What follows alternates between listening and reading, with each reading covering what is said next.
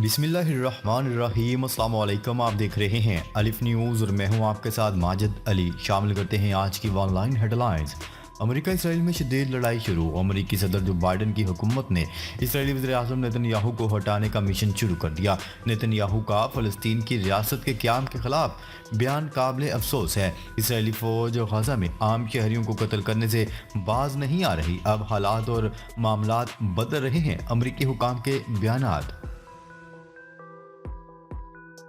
Israeli साबिक army chief गादी एजनकोट का बयान।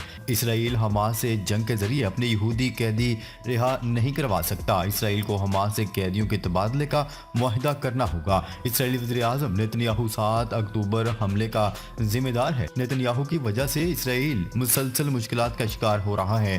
इसराइल में इस वक्त अंदरूनी तौर पर शदीद बगावत जारी है। अफगानिस्तान दरिया आबू के इलाके में तालिबान हुकूमत ने 18 तेल के कुएं तलाश कर लिए। तालिबान ने चीन की मदद से इन कुओं से तेल निकालना शुरू कर दिया, जिनसे रोजाना 1100 टन तेल निकाला जा रहा है। हम ईरान पर हमला कर देंगे जो अजदहा है और हर शर की जड़ है। ईरान ही बहरा अहमर में हौसियों के जरिए हम पर हमले करवा रहा है। इसराइल के कातिल दहशतगर्द। वज़ीर-ए-आज़म नेतन्याहू की ईरान को धमकी। अफगानिस्तान तालिबान हुकूमत ने 4 लाख से जायद नई लड़ाका फौज और पुलिस तैयार कर ली। अमेरिका नेटो फौजों के अफगानिस्तान से इनखला के बाद अफगानिस्तान तेजी से तरक्की कर रहा है। शुमाली कोरिया ने समंदर में न्यूक्लियर हथियारों के इस्तेमाल का कामयाबी से तजर्बा कर लिया। शुमाली कोरिया का दावा है कि हमारे पास ऐसा मिसाइल है जो सिर्फ 30 सेकंड में अमेरिका को तबाह कर सकता है। पाकिस्तान ईरान में कशीदगी खत्म। पाकिस्तान ईरान सफारती ताल्लुकात बहाल। बैकडोर सफारती कोशिशों से कशीदगी खत्म हुई। चीन, रूस, तुर्की, सऊदी अरब ने किरदार अदा किया। ईरान ने आइंदा पाकिस्तान में हमले न करने की यकीन दहानी करवा दी। ईरान ने पाकिस्तान को दहशत गर्दों के खिलाफ मुश्तरका तावन का यकीन दिलाया है। हम साया ममालिक के साथ कशीदगी नहीं चाहते, तहम पाकिस्तान की कौमी सलामती और खुद मुख्तारी पर समझौता नहीं किया जाएगा। पाकिस्तान की कौमी सलामती कमेटी इजलास में फैसला। हमास वफ्द का एक बार फिर रूस का अहम दौरा। 7 अक्टूबर के बाद हमास वफ्द का दूसरी बार रूस का ये दौरा है।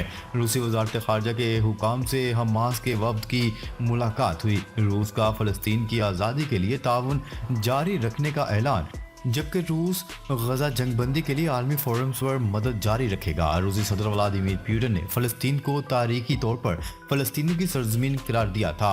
गजा मुजाहिदीन ने इसराइल के खिलाफ रूसी साख्ता मुख्तलिफ तरह के मिसाइलों और हथियार इस्तेमाल किए हैं।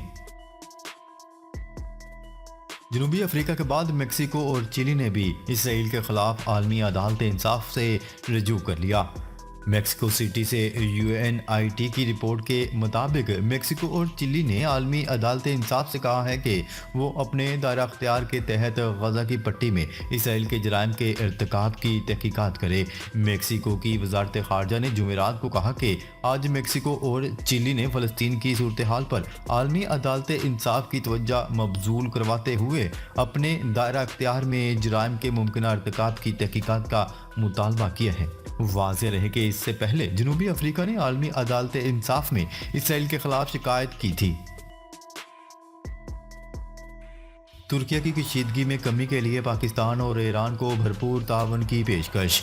तुर्किया ने कशीदगी में कमी के लिए पाकिस्तान और ईरान को ताउन की पेशकश कर दी। तुर्क वज़ीर ख़ारजा ने पाकिस्तानी और ईरानी हम मनसब से टेलीफोनिक रब्ता किया। खित्ते में मजीद कशीदगी पैदा करने से गुरेज और इतदाल पसंदी का मुजाहिरा करने की दरख्वास्त की। तुर्क वज़ीर ख़ारजा का कहना था कि हम पाकिस्तान और ईरान के दरमियान कशीदगी नहीं चाहते। ईरान और पाकिस्तान खित्ते में कशीदगी को बढ़ाना नहीं चाहते। फ़रीक़ैन जल्द अज जल्द अमन को बहाल करें। तुर्क वज़ीर ख़ारजा ने दोस्ती, भाईचारे और कौमी खुदमुख्तारी के एहतराम के असूलों पर जोर दिया। गजा समेत दरियाए उर्दन तक का इलाका इसराइल के कंट्रोल में होगा। नेतन्याहू की बड़ी धमकी।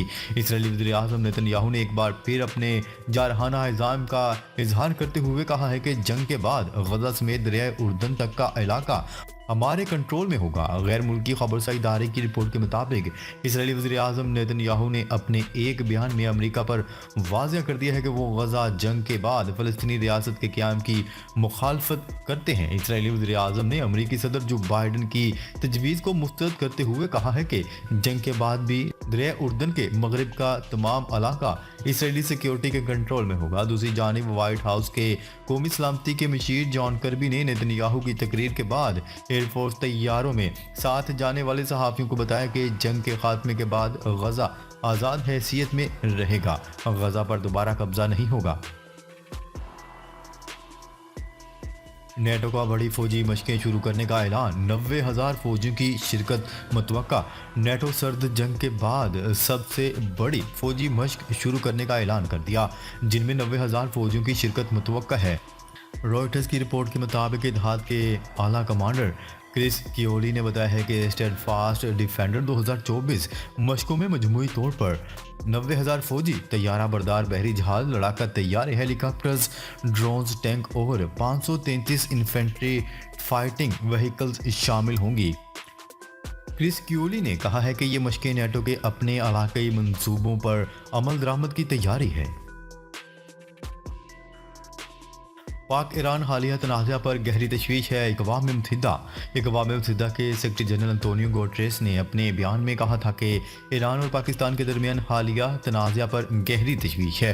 बैनुल-अक़वामी खबरसां इदारे की रिपोर्ट के मुताबिक अक़वाम मुत्तहिदा के सेक्रेटरी जनरल अंतोनियो गुटेरेस का पाक ईरान कशीदगी पर कहना था कि दोनों ममालिक तहम्मुल का मुजाहिरा करें ताकि कशीदगी मज़ीद ना बढ़े। उन्होंने कहा है कि दोनों ममालिक खुद मुख्तारी, इलाकाई सालमियत और अच्छे हमसाया ताल्लुकात के असूलों के मुताबिक मसाइल हल करें। सलामती के तमाम खदशात को बातचीत के जरिए हल किया जाना चाहिए। दूसरी जानिब व्हाइट हाउस के तर्जुमान ने कहा है कि अमेरिका पाकिस्तान और ईरान के दरमियान कशीदगी बढ़ती नहीं देखना चाहता। जंग बंदी तक इसराइल को तस्लीम करने का सवाल ही पैदा नहीं होता। सऊदी अरब ने दो टोक पैगाम जारी कर दिया। अमेरिका में सऊदी सफ़ीर का कहना था कि इसराइल पहले गजा में मुकम्मल जंग बंदी करे और इसके बाद ही ताल्लुकात की बहाली पर कोई बातचीत हो सकती है। आलमी खबरसां इदारे की रिपोर्ट के मुताबिक स्विट्ज़रलैंड के शहर डावोस में वर्ल्ड इकोनॉमिक फोरम के मौका पर मीडिया से गुफ्तगू करते हुए अमेरिका में सऊदी अरब के सफ़ीर ने गजा की सूरत हाल, इसराइल को तस्लीम करने और इस सिलसिले में जो बाइडन इंतज़ामिया के किरदार पर खुलकर बातचीत की। जब इनसे इसराइल से ताल्लुकात की बहाली से मुतल्लिक सवाल पूछा गया तो सऊदी सफ़ीर ने वाज़ह किया कि इसराइल को तस्लीम करने पर बातचीत का आगाज़ उसी वक्त हो सकता है जब इसराइल गजा में मुकम्मल जंगबंदी करे। अमेरिकी मुतालबे पर इसराइल ने गजा से हज़ारों फौजी वापस बुला लिए। अमेरिकी अखबार वॉल स्ट्रीट जर्नल के मुताबिक वाशिंगटन की ख्वाहिश को अमली जामा पहनाने के लिए इसराइल ने हमास के जंग में कम शिद्दत और ज़्यादा दुरुस्त मरले में जाने के लिए हज़ारों फौजियों को गजा से वापस बुला लिए है। रिपोर्ट में कहा गया है कि नए इकदाम से बाज़ इसराइली हुकाम को तशवीश पैदा हुई है। उनका कहना था कि इनखला से हमास को ख़त्म करने और मज़ीद हमलों को रोकने के स्ट्रेटजिक हदफ को नुकसान पहुँचेगा। अमेरिकी बहरी मशकों का जवाब, शुमाली कोरिया का ज़ेरे समंदर एटमी हथियारों का कामयाब तजर्बा। शुमाली कोरिया ने कहा है कि वाशिंगटन, सियोल और टोक्यो की मुश्तरका बहरी मशकों के जवाब में पानी के नीचे एटमी हथियारों के निज़ाम का तजर्बा किया गया है। खबरसां एजेंसी AFP की रिपोर्ट के मुताबिक जुम्मे को ये बयान उस वक्त सामने आया जब पड़ोसी मुल्कों ने एटमी कुव्वत के हामिल अमेरिकी जंगी जहाज़ों वाले बहरी बेड़ों के हमरा इलाकाई पानियों में मशकें की। शुमाली कोरिया के वज़ीर दिफा की जानिब से जारी किए गए बयान के मुताबिक ये मशकें मुल्क की सिक्योरिटी के लिए संगीन ख़तरा हैं, इसलिए प्योंगयांग ने कोरिया के मशरकी समंदर के नीचे इंतहाई अहम एटमी हथियारों के निज़ाम हाइल 532 का तजर्बा किया। दूसरी जानिब जनूबी कोरिया ने जुमेरात को अक़वाम मुत्तहिदा की सलामती कौंसिल से शुमाली कोरिया के बढ़ते हुए मज़ाइल, तजर्बात और धमकियों पर खामोशी तोड़ने का मुतालबा किया है। हौसियों का अमेरिकी बहरी जहाज पर एक बार फिर मिसाइल हमला। खलीज अदन में हौसियों ने अमेरिकी जहाज पर मिसाइल फायर कर दिया। गैर मुल्की खबरसार एजेंसी की रिपोर्ट के मुताबिक हौसी नेवल फोर्सेज ने चिम रेंजर्स नामी जहाज पर मिसाइल दागे। ताहम हमले में जहाज या अमले को नुकसान पहुंचने की कोई इतलात मौसूल नहीं हुई। चिम रेंजर्स अमेरिका की मलकियत मार्शल आइलैंड का झंडा बरदार ऑयल टैंकर है। बरतानवी मेरीटाइम रिस्क मैनेजमेंट कंपनी के मुताबिक एक मिसाइल जहाज से 30 किलोमीटर दूर समंदर में गिरा है और हौसी हमलों में जहाज या अमले को कोई नुकसान पहुंचने की इतलात मौसूल नहीं हुई हैं। खून जमा देने वाली सर्दी, अमेरिका में हलाकतें 43 हो गई। गैर मुल्की खबरसार एजेंसी की रिपोर्ट के मुताबिक अमेरिका की 9 रियासतों में गुज़िश्ता एक हफ्ते से सर्दी ने डेरे डाल रखे हैं। अमेरिका में सर्दी से सबसे ज़्यादा 14 हलाकतें रियासत टेनेसी में हुई, जबकि पेंसिल्वानिया में फिसलन के बायस ट्रैफिक हादसात में 5 अफराद हलाक हो गए। रियासत ओरेगन में बर्फबारी और सर्द हवाओं से 85,000 अफराद घरों में महसूर हो चुके हैं। कारोबारी सरगर्मियां मातल, बिजली का निज़ाम ठप और 50,000 घर बिजली से महरूम हो गए। तुर्की का पहला खलाई जहाज बैनुल-अक़वामी खलाई स्टेशन की जानिब रवाना। अमेरिकी खलाई एजेंसी नासा ने बताया कि जुमेरात के रोज़ एक निजी मिशन को बैनुल-अक़वामी खलाई स्टेशन के लिए कामयाबी के साथ रवाना किया गया है। इस मिशन में दीगर 3 खलाबाजों के हमरा पहली मरतबा एक तुर्क खलाबाज भी शामिल है। स्पेस एक्स का ये कैप्सूल मकामी वक्त के मुताबिक शाम 4:49 पर फॉल्कन रॉकेट के जरिए फ्लोरिडा में कैप कैनावरल स्पेस सेंटर से खला में भेजा गया।